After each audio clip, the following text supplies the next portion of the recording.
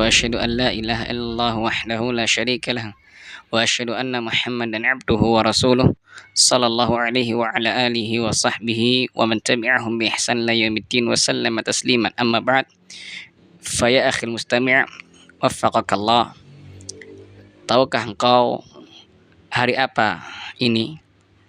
Tanggal 1 Syawal. Hari itu adalah hari Idul Fitri.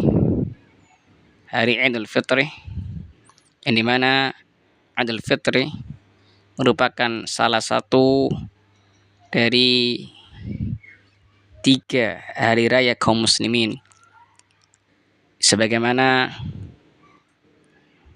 sebuah hadis yang diriwayatkan oleh Al-Imam Abu Dawud rahimahullah dan disahihkan oleh Syekh Albani rahimahullah dari Anas bin Malik radhiyallahu anhu, bahwa beliau radhiyallahu anhu berkata, qadima Rasulullah sallallahu alaihi wasallam al-Madinah wa lahum yawman yal'abuna fihima. Rasulullah sallallahu alaihi wasallam ketika datang di kota Al-Madinah, beliau alaihi salatu wasallam mendapati penduduk Al-Madinah memiliki 2 hari raya yang mereka bermain-main, bergembira, bersukacita pada 2 hari tersebut. Faqal ma hadhanil yauman. Maka Nabi alaihi salatu wasallam bertanya, hari apa 2 hari tersebut? Qalu kunna nal'abu fihima fil jahiliyah. Maka para sahabat radhiyallahu anhum menjawab, 2 hari tersebut adalah 2 hari yang dimana kami bermain-main, bergembira, bersukacita pada 2 hari tersebut ketika kami pada masa jahiliyah. Faqala Rasulullah SAW, maka Nabi SAW bersabda, Inna Allah qad abtalakum bihima khairan minhuma yawmal adha wa yawmal fitr. Sesungguhnya Allah subhanahu wa ta'ala telah mengganti untuk kalian, telah mengganti 2 hari tersebut untuk kalian dengan 2 hari yang lebih baik dari 2 hari tersebut, yaitu Yaumul Adha, Idul Adha, dan Idul Fitr. Demikian pula juga sabda Nabi alaihissalatu wassalam yang diriwayatkan oleh Al-Imam Ibnu Majah rahimahullah dan dihasankan oleh Syekh Albani rahimahullah. Beliau, Nabi alaihissalatu wassalam bersabda, inna hadza yaumu id. Sesungguhnya hari ini, maksudnya hari Al-Jumu'ah, dari Jumat, adalah hari Id, ja'alahu Allahul muslimin, yang Allah jadikan ia sebagai hari Id untuk kaum muslimin. Faman ja'a ilal jumu'ah falyaghtasil. Barang siapa yang datang untuk salat Jumat, maka hendaknya dia mandi. Wa in kana thib falyamassa minhu wa 'alaikum bisiwak. Dan apabila dia memiliki wangian, maka hendaknya dia pakai wangian tersebut dan hendaknya kalian bersiwak. Dan 3 hari Id ini, akhil mustami' waffaqakallah, itu sangat berkaitan erat dengan ibadah, dengan syiar yang sangat agung. Di antaranya Idul Fitr. Idul Fitr ini sangat berkaitan erat dengan puasa Ramadan. Oleh karena itu, Nabi Shallallahu Alaihi Wasallam pernah bersabda dalam hadis yang diriwayatkan oleh Imam Bukhari dan Imam Muslim rahimahumullah. Nabi alaihi salatu wasallam bersabda, lis-shaim farhatan yafrahuhuma. Bagi orang yang berpuasa memiliki 2 kebahagiaan yang dia berbahagia pada keduanya. Yang pertama, idza aftara farih. Apabila dia berbuka, ya, di antaranya adalah ketika Idul Fitr, berbuka dia, maka farihah, dia bergembira. Wa idza laqiya rabbahu fariha bisawmih. Dan yang kedua, apabila dia berjumpa dengan Rabb-nya kelak di hari kiamat, dia akan bergembira dengan pahala puasanya. Dan akhil mustami' rahimakallah, perlu diketahui bahwasannya tidak ada bagi kaum muslimin hari raya selain 3 hari raya tersebut. Barang siapa yang mengada-adakan hari raya selain 3 hari raya tersebut, baik itu ulang tahun atau Valentine atau perayaan Isra Mi'raj atau yang lainnya, tahun baru, maka ini semua adalah hari raya yang bid'ah, hari raya yang sifatnya maksiat. Akhil mustami' rahimakallah, Allah Subhanahu wa taala telah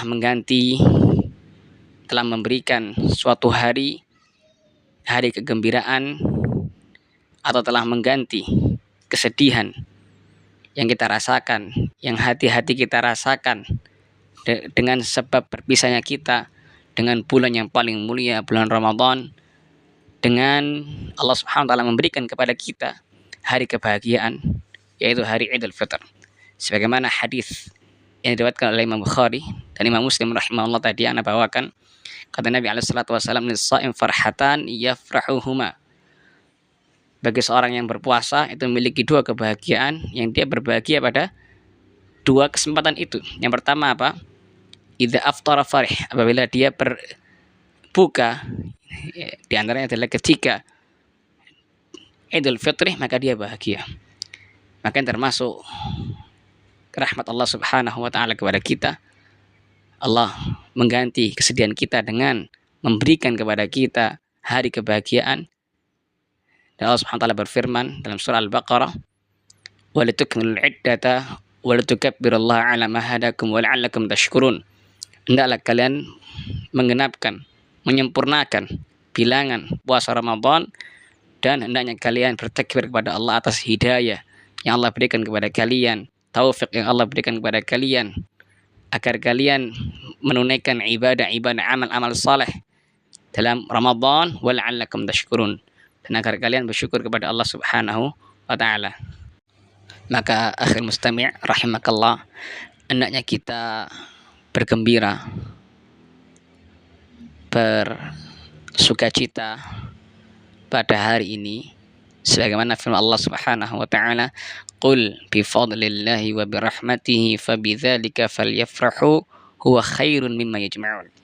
Katakanlah wahai Muhammad sallallahu alaihi wasallam, dengan karunia Allah dan dengan rahmat Allah, dengan itulah hendaknya mereka bergembira, bersenang-senang, huwa khairun mimma yajma'un, itu lebih baik bagi mereka dari apa yang mereka kumpulkan.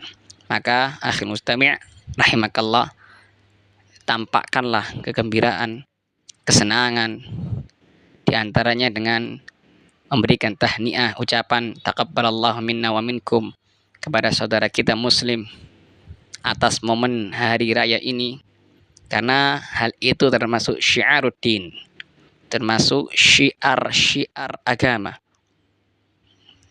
dan menampakkan kegembiraan pada hari raya seperti Idul Fitri itu termasuk syiar agama. Hal ini sebagaimana dikatakan oleh Ibnu Hajar rahimahullah dalam Fathul Bari, beliau rahimahullah mengatakan, anna idharus surur fil a'yad min syiariddin. Sesungguhnya menampakkan kegembiraan, menampakkan kesenangan, menampakkan sukacita pada hari raya adalah termasuk syiar agama. Dan Allah Subhanahu wa taala berfirman, "Dzalika wa may yu'azzim sya'airallahi fa innaha min taqwal qulub." Barang siapa yang mengagungkan syiar Allah, di antaranya dengan gembira pada hari raya seperti Idul Fitri, Idul Adha, fa innaha min taqwal qulub, maka hal itu termasuk atau bersumber dari ketakwaan hatinya. Akhil mustami rahimakallah, maka hendaknya kita menampakkan kegembiraan, sukacita, kesenangan pada hari raya yang memang Allah syariatkan, ya, seperti dengan tahniah dan hal-hal yang Allah mubahkan, yang Allah bolehkan. Dan janganlah kita melupakan orang-orang yang sakit di antara kita dari kaum muslimin, khususnya dari keluarga-keluarga kita, karena mereka juga berhak untuk merayakan hari raya.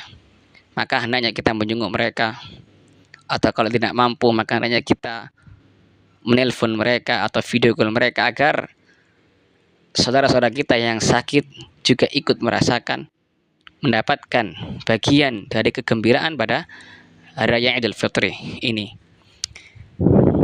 Dan hendaknya kita juga memotivasi saudara-saudara kita yang sakit agar mereka bersabar, agar mereka mengharapkan pahala dari Allah Subhanahu wa taala atas sakit yang menimpa dirinya, karena mereka sangat membutuhkan sekali hal tersebut.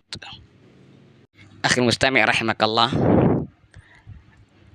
perlu diketahui bahwasannya menampakkan kegembiraan, menampakkan kesenangan, menampakkan sukacita pada Idul Fitri ini bukan berarti maknanya kita bermaksud kepada Allah Subhanahu wa taala. Bukan berarti maknanya kita merayakan Idul Fitri ini dengan maksiat-maksiat dan dosa-dosa. Tidak. Meskipun ini hari kegembiraan, meskipun ini adalah hari kebahagiaan, namun kita tidak boleh bermaksiat kepada Allah Subhanahu wa taala. Maka jangan sampai kita sampai meninggalkan sholat 5 waktu misalnya, meninggalkan sholat duhur misalnya, meninggalkan sholat asar misalnya, meninggalkan sholat maghrib misalnya, karena kita sibuk berkunjung ke rumah saudara-saudara kita. Tidak, namun tetap wajib melaksanakan sholat wajib. Demikian pula juga jangan sampai kita merayakan Idul Fitri ini dengan mendengarkan musik, memutarkan musik di rumah-rumah atau karaokean, na'udzubillah min dzalik, atau dengan ikhtilat antara laki-laki dan perempuan, bersalam-salaman lawan jenis, na'udzubillah min dzalik, atau tabarruj bagi wanita, na'udzubillah min dzalik. Ini termasuk kemungkaran yang wajib dihindari meskipun pada Idul Fitri. Maka bergembiralah, rayakanlah Idul Fitri ini dengan kesenangan, dengan kebahagiaan, dengan hal-hal yang Allah bolehkan, yang memang mubah, bukan dengan hal-hal yang maksiat. Bahkan sampai-sampai kita diharamkan untuk berpuasa pada Idul Fitri dan Idul Adha. Ini sebagaimana yang diucapkan oleh Umar bin Khattab radhiyallahu anhu dalam hadis riwayat Al-Bukhari. Beliau radhiyallahu anhu pernah mengatakan, hadzani yauman naha Rasulullah sallallahu alaihi wasallam an siyamihima.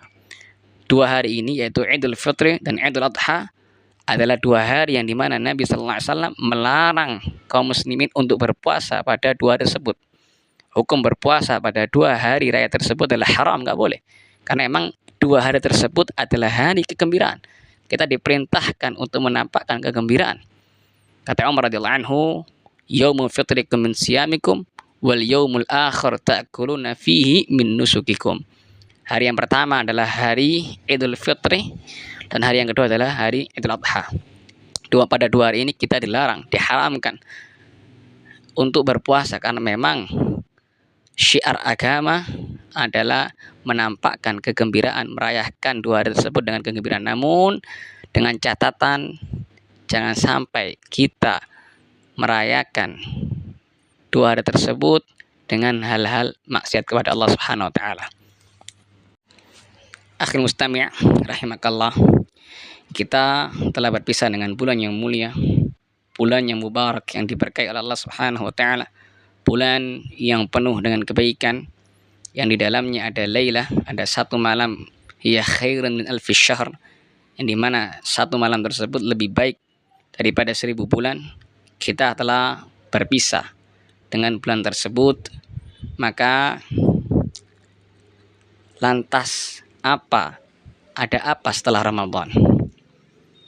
Akhil mustami' rahimakallah, yang perlu kita perhatikan setelah kita berpisah dengan Ramadan, yang pertama adalah hendaknya kita meminta kepada Allah Jalla wa'ala, memohon kepadanya Jalla wa'ala agar Allah Subhanahu wa ta'ala menerima amal ibadah kita yang kita laksanakan pada bulan Ramadan.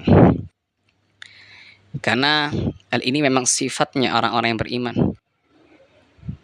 Seperti misalnya Khalilullah Ibrahim alaihissalam, ketika beliau alaihissalam selesai meninggikan bangunan Ka'bah bersama Ismail alaihissalam, putra beliau, maka beliau berdoa kepada Allah Subhanahu wa taala agar Allah Subhanahu wa taala menerima amal ibadah mereka.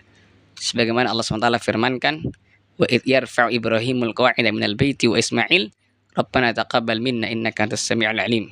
Ingatlah ketika Ibrahim dan Ismail meninggikan pondasi bangunan Ka'bah, Setelah selesai mereka membangun atau meninggikan pondasi tersebut, maka mereka berdoa kepada Allah Subhanahu wa taala, Rabbana taqabbal minna innaka antas samiul alim. Wahai Rabb kami, terimalah amalan kami ini, sesungguhnya Engkau Maha mendengar lagi Maha mengetahui. Dan hal ini pula yang dilakukan oleh para salaf saleh kita. Sebagaimana perkataan Al-Mu'alla Ibn Al-Fadl yang dinukil oleh Ibn Rajab Al-Hambal dalam kitab beliau Lataiful Ma'arif. Al-Mu'alla Ibn Al-Fadl pernah mengatakan rahimahullah, kanu yad'una Allah azza wa jalla sittata ashhur an yuballighahum Ramadan. Para salaf mereka berdoa selama 6 bulan lamanya kepada Allah Jalla wa'ala agar Allah Jalla wa'ala mempertemukan mereka dengan bulan Ramadan. Wa yad'unahu sittata ashhur an yataqabbala minhum. Setelah mereka selesai dari bulan Ramadan, maka mereka berdoa kepada Allah Jalla wa'ala selama 6 bulan agar Allah Subhanahu wa ta'ala menerima amal ibadah mereka. Dan inilah yang seyogyanya menjadi tekad kita dalam beramal. Hendaknya menjadi tekad kita dalam beramal bukan sekedar beramal, bukan memperbanyak amal, tapi hendaknya yang kita pikirkan yang paling utama adalah bagaimana amal kita diterima oleh Allah Subhanahu wa taala. Karena seorang mukmin itu senantiasa takut, ya, senantiasa ada perasaan khawatir amalnya tidak diterima oleh Allah Subhanahu wa taala. Sebagaimana yang Allah Subhanahu wa taala firmankan, walladzina yu'tuna ma atau wa qulubuhum wajilatun annahum ila rabbihim raji'un. Dan orang-orang yang bersungguh-sungguh dalam ibadah, hati mereka takut, mereka kembali kepada Rabb mereka. Maka Aisyah radhiyallahu anha bertanya kepada Nabi SAW tentang tafsir ayat tersebut. Aisyah radhiyallahu anha berkata, ahumul ladzina yashrabuna al-khamr wa yasriqun. Wa Rasulullah, apakah mereka itu yang takut adalah orang-orang yang minum khamr ataukah orang-orang yang mencuri? Maka Nabi SAW berkata, la ya bintas Siddiq, tidak wahai putrinya As-Siddiq, yaitu Aisyah radhiyallahu anha. Walakinnahum alladzina yasumun wa yusallun wa yatasaddaqun. Namun yang dimaksud dalam ayat tersebut adalah orang-orang yang gemar berpuasa, yang gemar salat dan gemar bersedekah, wahum yakhafuna alla tuqbal minhum. Namun mereka meskipun demikian beribadah kepada Allah Jalla wa'ala, mereka masih khawatir amal ibadah mereka tidak diterima oleh Allah Subhanahu wa taala. Karena memang perlu diketahui akhil mustami' rahimakallah, bahwasanya Allah Jalla wa'ala, Rabbuna Jalla wa'ala hanya menerima amalan dari hamba-hambanya yang bertakwa kepadanya. Sebagaimana Allah berfirman, innama yataqabbalullahu minal muttaqin. Sesungguhnya Allah hanya menerima amalan dari hamba-hambanya yang bertakwa. Oleh karena itu akhil mustami' rahimakallah, hendaknya yang menjadi tekad kita, yang paling kita pikirkan adalah bagaimana agar kita atau agar amalan kita diterima oleh Allah Subhanahu wa taala. Karena harus ada kekhawatiran dalam hati kita. Hal ini juga sebagaimana dikatakan oleh Ali radhiyallahu anhu, Ali bin Abi Thalib radhiyallahu anhu, beliau pernah mengatakan, kunu liqabulil amal asyadda ihtimaman minkum bil amal. Jadilah kalian orang yang lebih perhatian terhadap diterimanya amalan kalian dibandingkan sekedar apa? Beramal. Tidak kalian mendengar firman Allah Subhanahu wa taala, innama yataqabbalullahu minal muttaqin. Sesungguhnya Allah hanya menerima amalan dari hamba-hambanya yang bertakwa. Maka perhatikan syarat-syarat diterimanya dan sahnya sebuah amal. Karena memang kita diciptakan Allah Subhanahu wa taala. Allah menciptakan kehidupan, Allah menciptakan kematian. Alladzi khalaqal mauta wal hayata liyabluwakum ayyukum ahsanu amala. Allah lah yang menciptakan kehidupan dan kematian agar menguji kalian siapa di antara kalian yang paling baik amalannya. Maka hendaknya kita pikirkan bagaimana amalan kita itu baik. Kata Al-Fudail Ibnu Iyad rahimahullah, amalan yang baik, tafsir dari liyabluwakum ayyukum ahsanu amalan, adalah amalan yang akhlasuhu waswabuhu, amalan yang paling ikhlas untuk Allah Subhanahu wa taala, yang bersih, murni dari kotoran-kotoran syirik besar maupun syirik kecil, dan aswabuhu, dan amalan yang paling sesuai dengan sunnah Nabi alaihissalatu wassalam, yaitu sesuai dengan tata cara Nabi alaihissalatu wassalam, sesuai dalam jumlahnya, sesuai dengan sunnah dalam jumlahnya, sesuai dengan sunnah dalam tata caranya, sesuai dengan sunnah dalam waktunya, sesuai dengan sunnah dalam tempatnya, sesuai dengan sunnah dalam jenisnya, sesuai dengan sunnah dalam sebabnya, sesuai dengan sunnah dalam jumlahnya. Itu yang perlu kita pikirkan. Karena jika sebuah amalan itu tidak diikhlaskan untuk Allah Subhanahu wa taala, ada kotoran syirik besar, na'udzubillahi min dzalik, atau mungkin kotoran syirik kecil seperti riya, na'udzubillahi min dzalik, maka amalan tersebut ditolak oleh Allah Subhanahu wa taala. Ya, Allah mengatakan, walaqad uhiya ilaika wa ilal ladzina min qablika la in asyrakta la yahbatanna 'amaluka wa la takunanna minal khasirin. Walau asyraku, dan Allah juga berfirman, walau asyraku la habita anhum ma kanu ya'malun. Dan sungguh telah diwahyukan kepada engkau Muhammad dan kepada nabi-nabi sebelum, yaitu apabila engkau berbuat kesyirikan kepada Allah, maka amalanmu akan gugur, terhapus, lenyap, dan engkau kelak akan menjadi orang-orang yang rugi. Ketika Allah berfirman, seandainya mereka berbuat kesyirikan, maka niscaya semua amal mereka akan terhapus, lenyap. Na'udzubillahi min dzalik. Dan apabila amalan tersebut diikhlaskan untuk Allah namun tidak sesuai dengan sunnah Nabi SAW, maka amalan tersebut tertolak. Karena Nabi SAW bersabda, man amila amalan laisa alaihi amruna fahuwa raddun. Barang siapa yang beramal dengan sebuah amalan yang tidak ada contohnya, sunnahnya dari kami, maka amalan tersebut tertolak. Rawahu Muslim. Demikian pula apabila amalan tersebut sesuai sunnah namun ada kotoran syirik kecilnya, maka tertolak. Allah Subhanahu wa taala berfirman dalam hadits qudsi, an aghna syuraka'i 'ani syirk man 'amila 'amalan asyraka fi ma'i ghairi taraktu wa syirka. Aku enggak butuh kepada sekutu-sekutu. Barang siapa yang menyekutukan aku, barang siapa yang beramal dan dia menyekutukan aku dalam amalan tersebut, maka aku tinggalkan dia dan sekutunya. Maka poin yang pertama, hendaknya kita memohon kepada Allah Subhanahu wa taala agar Allah Subhanahu wa taala menerima semua amal ibadah kita. Karena seorang mukmin harus merasa khawatir amalannya tidak diterima oleh Allah Subhanahu wa taala, sehingga follow up-nya kita hendaknya lebih memikirkan bagaimana agar Allah Subhanahu wa taala menerima amal ibadah kita, sehingga kita betul-betul mengerjakannya dengan ikhlas dan sesuai dengan sunnah Nabi alaihissalam. Inilah yang harus dipikirkan oleh seorang mukmin. Ya, bagaimana seorang mukmin tidak khawatir dengan bagaimana mungkin seorang mukmin tidak khawatir dalam masalah ini, padahal Khalilullah Ibrahim alaihissalam ketika beliau membangun rumah Allah Subhanahu wa taala, beliau khawatir, beliau takut amalan beliau tersebut tidak diterima oleh Allah Subhanahu wa taala. Yang demikian kan Allah Subhanahu wa taala hanya menerima amalan dari hamba-Nya yang bertakwa. Kemudian akhir mustamir rahimakallah, poin kedua yang perlu kita perhatikan setelah Ramadan adalah hendaknya kita berhati-hati dari amalan-amalan yang dapat membatalkan pahala dari sebuah ibadah. Taruhlah bahwasanya Allah Subhanahu wa taala menerima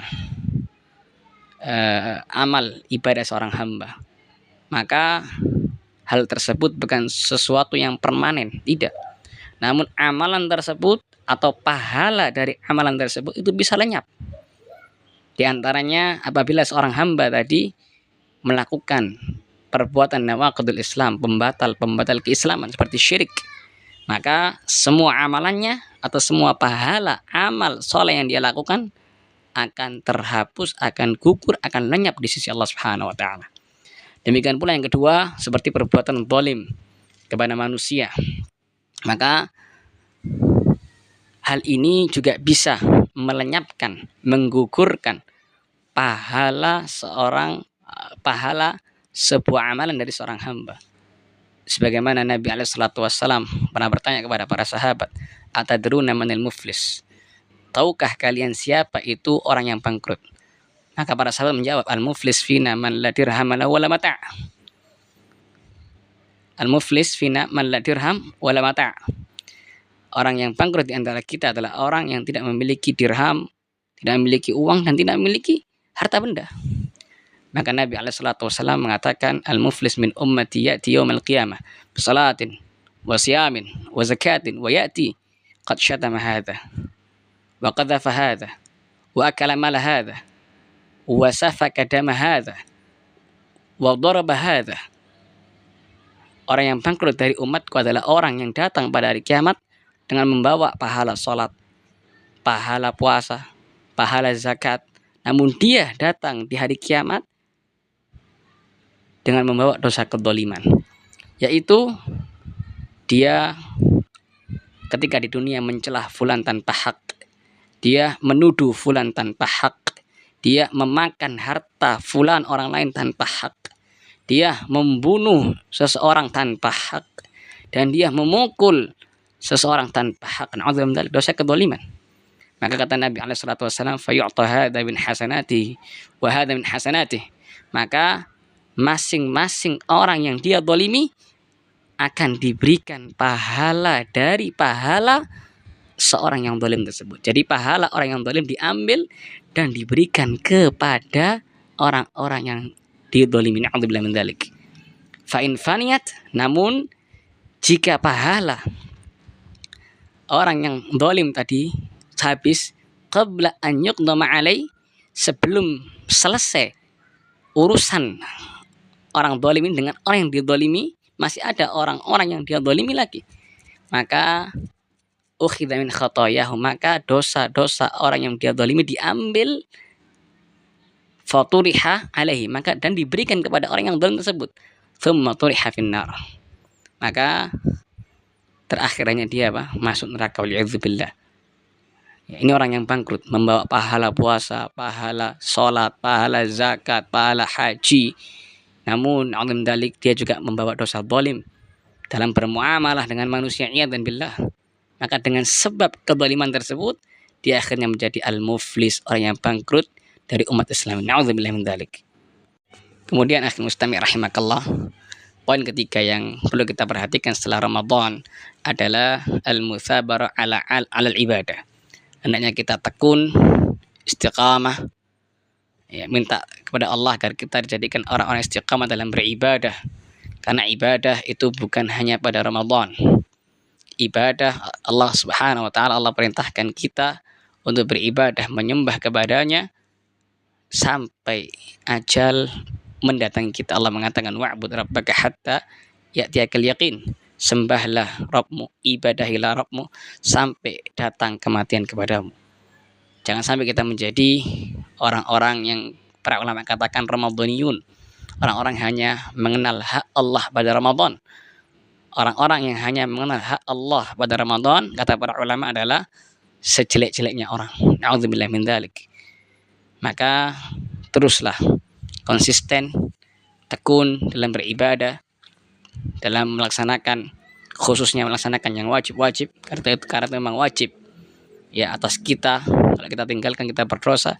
Dan juga kita iringi dengan amal-amalan yang sunnah, seperti salat duha atau mungkin salat malam, ya, kemudian juga membaca Quran dan lain sebagainya. Meskipun hal itu sedikit, ya, yang penting istiqamah. Karena Nabi SAW pernah bersabda, ahabbul a'mali ilallahi adwamuha wa in qallah. Amalan yang paling Allah cintai adalah amalan yang paling konsisten, yang paling istiqamah, meskipun amalan tersebut sedikit. Maka hendaknya kita terus istiqamah, konsisten dalam beribadah kepada Allah Jalla wa'ala, dan jangan lupa untuk minta taufik kepada Allah Subhanahu wa ta'ala, pertolongan kepada Allah Subhanahu wa ta'ala, agar Allah memberikan taufiknya menolong kita untuk berzikir kepadanya, untuk bersyukur kepadanya, dan untuk memperbagus ibadah kita kepadanya Jalla wa'ala. Karena memang kita tidak mungkin bisa beribadah kepada Allah Jalla wa'ala kecuali dengan pertolongan Allah Itulah hikmah digabungkannya iyyaka na'budu wa iyyaka nasta'in. Hanya kepada Engkau ya Allah kami menyembah, dan hanya kepada Engkau ya Allah kami meminta pertolongan. Di antara hikmah digabungkannya iyyaka na'budu dan wa iyyaka nasta'in adalah kita nggak mungkin bisa beribadah kecuali dengan pertolongan Allah Subhanahu wa taala. Dan itulah yang diajarkan oleh Nabi alaihi wasallam agar kita baca, agar kita tidak meninggalkannya ketika di akhir salat, ketika tasyahud akhir. Itu membaca doa Allahumma inni ala dzikrika wa syukrika wa husni ibadatik. Ya Allah, tolonglah aku untuk berzikir kepadamu, untuk bersyukur kepadamu, dan untuk memperbagus ibadahku kepadamu. Karena memang hakikat kita adalah la haula wala quwata illa billah. Hakikat kita tidak ada daya dan tidak ada kekuatan kecuali dengan pertolongan Allah Subhanahu wa taala. Maka mintalah kepada Allah Azza wa Jalla pertolongan, taufik, agar kita bisa berzikir kepadanya, agar kita bisa bersyukur kepadanya, dan agar kita bisa memperbagus ibadah kita kepadanya Jalla wa ala. Wallahu a'lam shawab. Semoga Allah SWT memberikan taufik kepada ana dan kepada engkau akhir mustami'. Barakallahu fiik. Wassalamualaikum warahmatullahi wabarakatuh.